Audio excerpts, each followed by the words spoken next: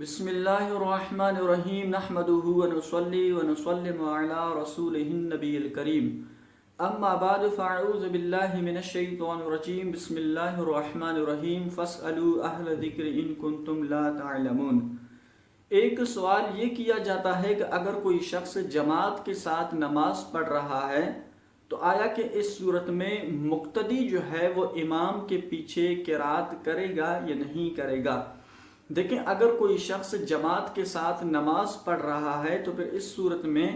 مقتدی پر قرات کرنا نہیں ہے، لہٰذا مقتدی نہ سورہ فاتحہ پڑھ سکتا ہے اور نہ ہی کوئی سورت وغیرہ پڑھ سکتا ہے کہ مقتدی کے لیے جماعت میں قرآن کا پڑھنا یہ منع ہے، بلکہ امام کی قرات ہی مقتدی کی قرات سمجھی جاتی ہے۔ جماعت کے ساتھ صرف ثنا یعنی سبحانک اللہم اس چیز کی پڑھنے کی اجازت ہے، اسی طرح آپ رکوع اور سجدے کی تسبیحات پڑھ سکتے ہیں، اس کی اجازت ہے، اور اتحیات وغیرہ درود پاک دعا بھی پڑھ سکتے ہیں، ان چیز کی اجازت ہے۔ صرف جماعت کے ساتھ قرآن پڑھنا یعنی سورہ فاتحہ یا کوئی سورت وغیرہ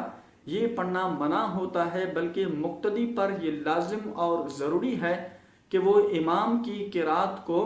توجہ کے ساتھ سنے، بلکہ امام کی قرات ہی مقتدی کی قرات ہے۔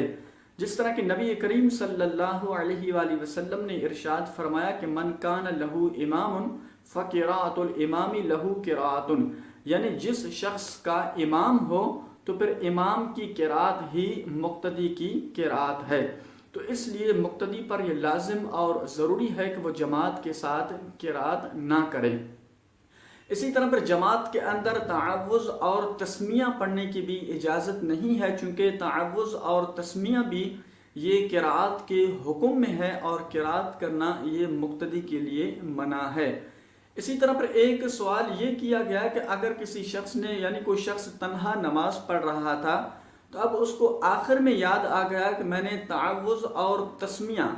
اسی طرح پر ایک یہ کیا جاتا ہے کہ اگر کسی شخص نے ثنا وغیرہ نہیں پڑھی یا تعوذ اور تسمیہ نہیں پڑھی تو اس صورت میں وہ سجدہ سہو کرے گا یا نہیں کرے گا؟ دیکھیں، اس کے بارے میں ہم نے پہلے بھی یہ بات کی کہ سجدہ سہو اس وقت کیا جاتا ہے جب نماز کے واجبات میں سے کوئی واجب بھولے سے رہ جائے تو پھر اس کی تلافی کے لیے سجدہ سہو کیا جاتا ہے، جبکہ یہاں پر ثنا یعنی سبحانک اللہم نہ یہ نماز کے واجبات میں سے ہے اور نہ ہی تعوذ اور تسمیہ بھی یہ نماز کے واجبات میں سے نہیں ہے، لہٰذا اس صورت میں یعنی اگر کوئی شخص نماز میں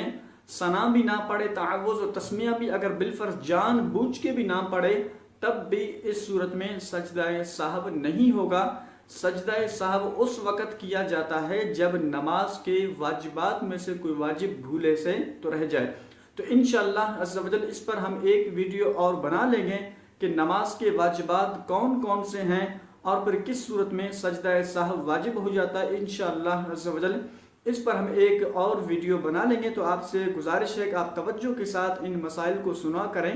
تو انشاءاللہ عز و جل اس سے آپ کو کافی فائدہ ہوگا۔ اللہ کریم جل جلالہ ہم سب کو عمل کی توفیق عطا فرمائے۔ وآخر دعوانا ان الحمد للہ رب العالمین۔